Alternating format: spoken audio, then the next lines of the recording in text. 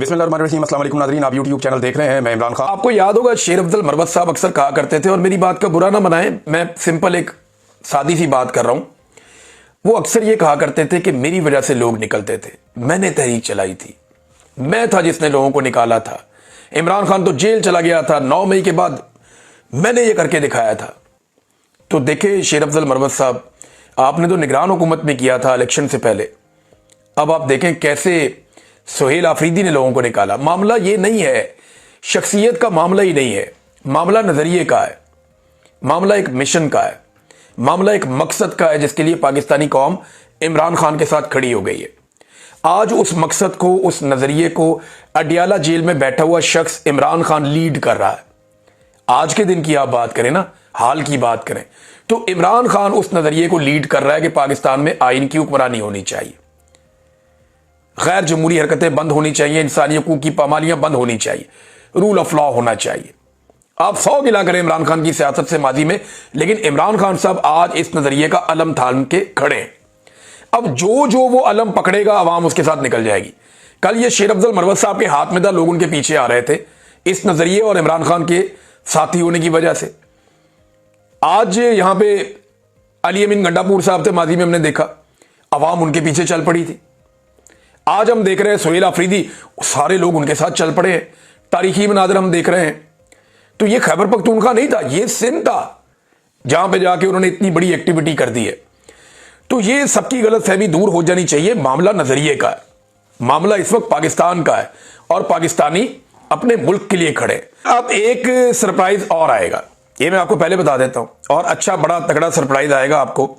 खैबर पख्तूनख्वा वज़ीर आला सुहेल आफरीदी पहुंचेंगे, इनके और इनके साथियों का एक और मंसूबा है, और वो आपको अगले चंद दिनों में पता चलेगा। तो एक और बड़ा सरप्राइज है जो पाकिस्तानियों को मिलेगा। तो स्ट्रीट मूवमेंट जो है ना, वो तेज होती जा रही है। देखिए, मैं ये नहीं कह रहा कि इमरान खान इससे फौरी तौर पे जेल से बाहर आ जाएंगे। नाज़रीन, पाकिस्तान तहरीक इंसाफ का जो अगला इम्तिहान है वो अडियाला जेल के बाहर है। अब देखना यह है, कराची ने तो अपना इम्तिहान पास किया, जबरदस्त शानदार तरीके से कराची के लोग निकले। अब इम्तिहान है जो अपर पंजाब के लोग हैं, या जो आप कह लें कि पोठवार रीजन के लोग हैं, या पिंडी डिवीजन के लोग हैं, या इसकी सराउंडिंग में रहने वाले मियाँ वाली से इधर उधर से जो लोग आते हैं, या अडियाला की सराउंडिंग में जो 100 किलोमीटर का एक रेडियस है। अब उन लोगों का इम्तिहान है कि वो लोग किस तरह आके इमरान खान की बहनों के साथ मंगल वाले दिन इजहार यकजहती करते हैं, क्योंकि इन्होंने ये रिक्वेस्ट की है कि 10,000 पाकिस्तानियों को आना चाहिए। तो ये अब हम इसके ऊपर नजर रखेंगे कि कल क्या होता है, आपको रिपोर्ट करेंगे। अल्लामा राजा नासिर अब्बास साहब ने बड़ी शानदार बात की, बहुत शानदार बात। ये थोड़ी सी मुश्किल उर्दू है, लेकिन इसको आप गौर से सुनिएगा। यही वो असल मसला है जो इस वक्त इतनी बड़ी पॉलिटिकल पार्टी ये इतने छोटे छोटे बोनों से जो मार खा रही है ना, असल मसला ये है जिसपे अल्लामा राजा नासिर अब्बास साहब ने अब तवज्जो दिलाई है। वो ये कहते हैं कि अपनों को गद्दार कहना दुश्मन की सबसे कामयाब चाल होती है। तारीख गवाह है कि हर बड़ी तहरीक को अंदर से तोड़ने के लिए सबसे पहले शकूक, बदएतमादी और लेबलिंग का हथियार इस्तेमाल किया जाए। महमूद अचकज़ई साहब के कुछ बड़े इंपॉर्टेंट स्टेटमेंट्स हैं, यहां मुझे आपको बताने पड़ेंगे क्योंकि वो इससे रिलेटेड है। इमरान खान जेल से कहता है कि अगर हम चोर हैं तो कमीशन बना दो, वही सजा दे दो, मगर कमीशन बना ही नहीं। क्यों नहीं बन रहा? कोर कमांडर का दफ्तर और गेट खुला हुआ क्यों था? ये उन्होंने फिर सवाल उठाया। उन्होंने कहा यह सब एक मंसूबा था, एक जाल था जो बिछाया गया था। हम लाहौर फतह करने नहीं, वोट के हक के लिए निकले थे। 8 फरवरी के इंतखाबात में अवाम का मैंडेट बेमिसाल जुल्म से छीन लिया गया। मसला इमरान खान नहीं, मसला अवाम की राय है। आइन को बार बार पामाल किया गया। यही जुल्म पाकिस्तान की बुनियादें खोखली कर रहा है। तहरीक तहफ़्फ़ुज़ आइन पाकिस्तान किसी फर्द की नहीं, जुल्म के खिलाफ अवामी जिद्दोजहद की तहरीक है। यह भी महमूद खान अचकज़ई साहब ने कहा। उन्होंने कहा जी मुझे एक और खतरा है कि कुछ महीनों में, अल्लाह ना करे ये बात सच हो, लेकिन महमूद खान अचकज़ई जो है ना, वो बड़े उन सियासतदानों में से हैं, और ये बात पहले फजलुर रहमान साहब भी कह चुके हैं। महमूद खान अचकज़ई और फजलुर रहमान वो सियासतदान हैं जो पाकिस्तान के चप्पे चप्पे से ना सिर्फ वाकिफ हैं, बल्कि इनकी बड़ी गहरी नज़र भी होती है।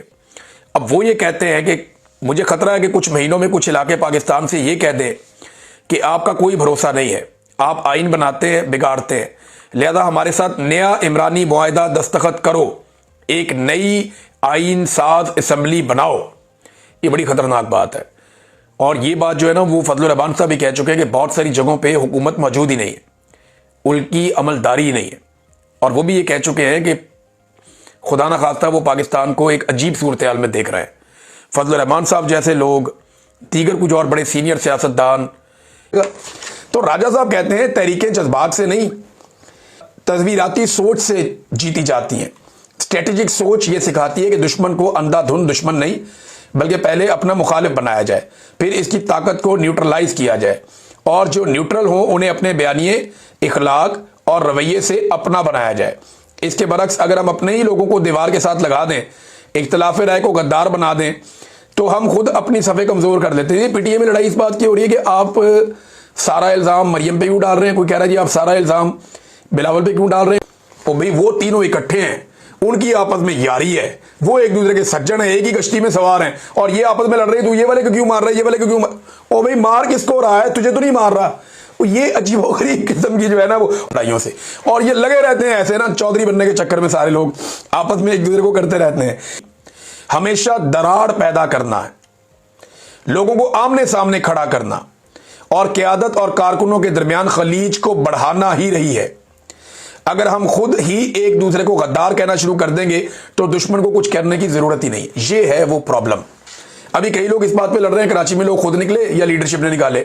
और भाई वहां पे कितने अरसे से कराची के अंदर छोटी मोटी एक्टिविटीज आप देखते नहीं है, वो होती रहती है। स्ट्रीट मूवमेंट के सबसे ज्यादा विजुअल खैबर पख्तूनख्वा के बाद कराची से आ रहे थे, हैदराबाद से आ रहे थे। तो आपको यह मानना पड़ेगा वहां पे बहुत सारे गुमनाम हीरोज हैं जो अलग अलग जगह पे अपना काम कर रहे होते हैं। शाकिर रवान साहब ने बड़ी जबरदस्त लंबी ट्वीट लिखी है, उन्होंने नाम ले लेकर बताया। वो फहीम साहब है, वो बड़ा शानदार, हर जगह पे वो आदमी आपको नजर आया। कई लड़के हैं, बलोच हैं, कई पश्तून हैं, कोई महाजिर हैं, वो हर कम्युनिटी से लोगों ने बड़ा जोर लगाया। हलीम आदिल शेख हैं और बहुत सारे लोग हैं, बेशुमार लोग हैं। मैं नाम लूंगा तो पता नहीं कोई ज्यादती हो जाएगी। बेशुमार लोग हैं, कईयों के तो नाम मैं ले नहीं पाऊंगा। तो सबने कहीं ना कहीं अपना कुछ थोड़ा कुछ ज्यादा इनपुट डालता है, तभी जाके ये होता है। ऐसा नहीं हो सकता कि सारा कुछ खुद ही हो जाए। वो इमरान खान है और पब्लिक है, ये बात हम सब मानते हैं कि एक तरफ इमरान खान है, एक तरफ पब्लिक है, लेकिन बीच में छोटे छोटे लिंक यही मजबूत करते हैं एक पॉलिटिकल पार्टी को। लेकिन बहस शुरू की, जनाब लोग खुद ही निकले, लीडरशिप फारग है।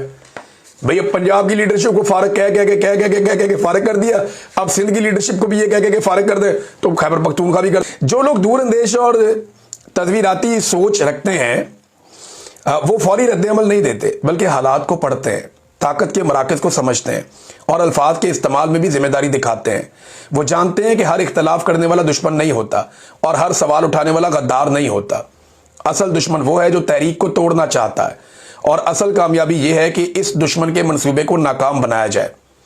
फिर उन्होंने कहा जी आज ज़रूरत इस बात की है कि पाकिस्तान तहरीक इंसाफ के कारकुन और हामी इल्ज़ाम तराशी के बजाय यकजहती को तरजीह दें, एक दूसरे को गद्दार कहने के बजाय सीने से लगाएं, बात करें, सुने और समझें।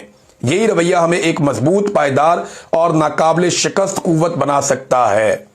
बड़ी शानदार बात की, और ये खबरें मेरे पास हैं, काफ़ी ज़्यादा हैं, और बड़ी इंपॉर्टेंट खबरें भी हैं कि वंडर बॉय, थंडर बॉय, बंदर बॉय ये है क्या, इस पर हम ज़रूर बात करेंगे। यहाँ एक कहानी मार्केट में आई हुई है, पासपोर्ट पर भी बात करेंगे, कुछ और